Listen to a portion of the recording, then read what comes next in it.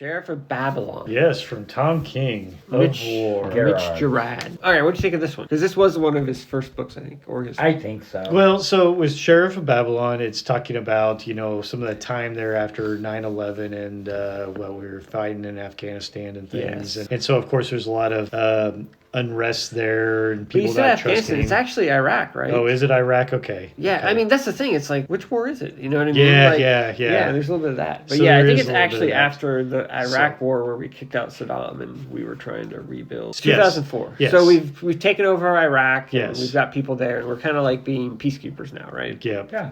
Okay. That's the gist of The it. gist of it. Yeah. But yes, anyway, we needed to blame somebody, so we go over to Iraq, I guess, in this case. We're, trying to do things there, and we're trying to set them up with a police force and democracy. Mm-hmm. And meanwhile, really this whole story centers on three characters. U.S. white guy, that's over there, that's just trying to make it a better place, by teaching them a police. Then you've got a gentleman that used to be a detective or part of their police force, but then his daughters got killed in some of this mess, and he's just trying to make his way, with all the damn different factions that are going on there and trying to do what he can to stay alive. And then you've got this other girl whose parents got murdered in some weird way. I think she was part of kind of like the higher, or her parents were part of, or her dad was part of like the ruling area with Saddam and things at the time. And then of course she was pretty much like kind of blacklisted. And when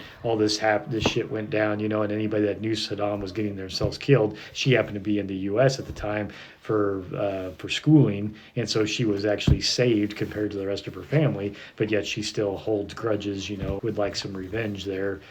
From the powers that be. But she's kind of like this intermediary between the U.S. and Iraq. And so she can play both sides, to whatever her, end goals are. I mean, it definitely had some merit, but I also felt it was missing something. I would agree. I'm not entirely sure what it was missing, but it definitely did not grab and hold. Yeah. It was an okay read, and it was something that was different in there. But I don't know if it's something I would have picked up anyway to really read, and I don't know that it's something I would really. In fact, I know it's not. Is it?